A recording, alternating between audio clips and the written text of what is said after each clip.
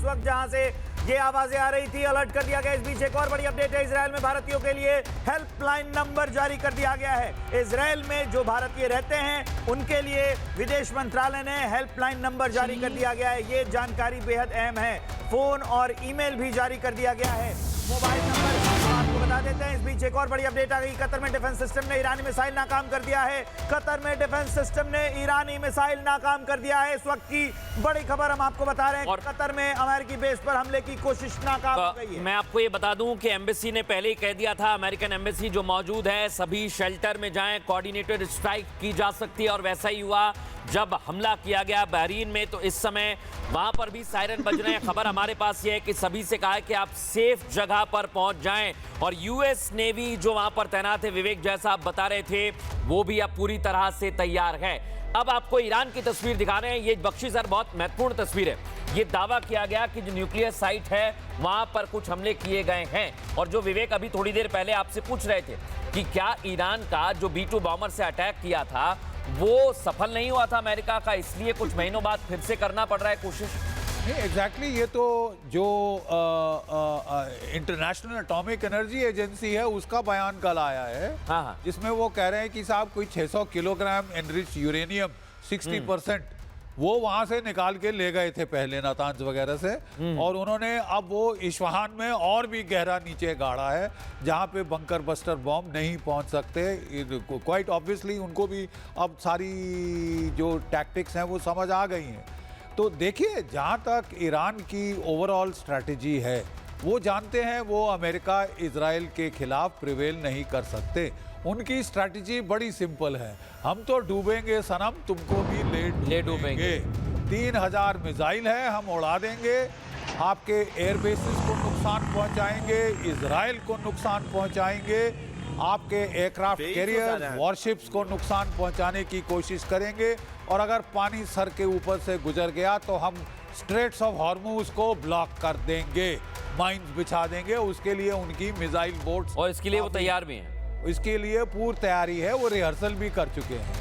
तो अगर ऐसा होता है साहब, तो फिर आपकी तेल की कीमतें 120-150 डॉलर प्रति बैरल अगर पहुंच गई तो दुनिया की इकोनॉमी को धक्का लग सकता है। ये हूड़मती थी, मैं नहीं समझता था ये करना चाहिए था, इन्होंने फिर भी कर दिया है। अब दुनिया को भुगतना पड़ेगा इसके नतीजे।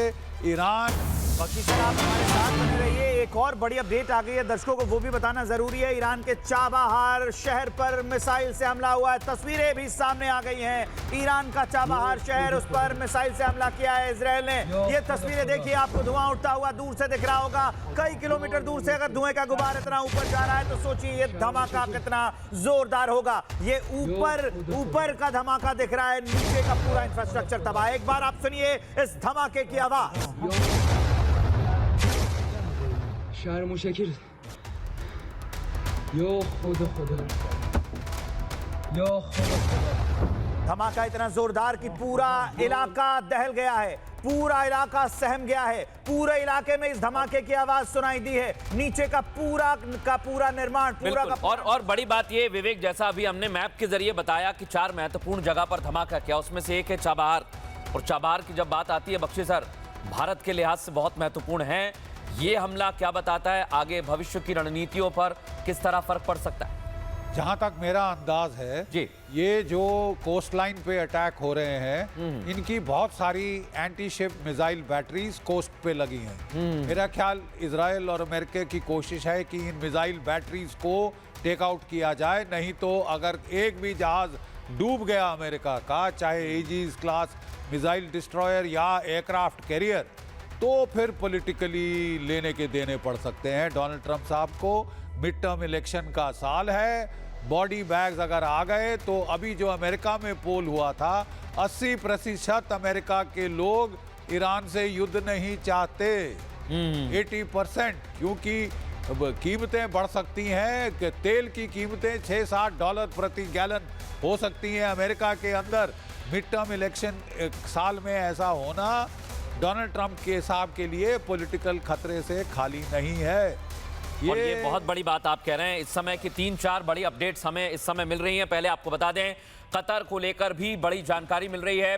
कतर को लेकर हमारे पास खबर है कि अमेरिका ने जारी कर दिया है अलर्ट। कतर को लेकर अमेरिका की तरफ से अलर्ट जारी किया गया है। जैसा हम अभी आपको बता रहे थे, लोगों से कहा गया है कि आप सेफ जगह पर पहुंच जाएं। और इस समय मैं दर्शकों को यह भी जानकारी दे दूं, इराक और इजराइल और यमन का एयर स्पेस पूरी तरह से बंद है। बख्शी सर, एक भी फ्लाइट नहीं उड़ रही है। मैं देख पा रहा हूं इस समय मेरे सामने वो तस्वीर है। इसका सीधा मतलब यह है कि अभी और भी ज्यादा हमले हो सकते हैं जैसे जैसे वक्त बढ़ेगा।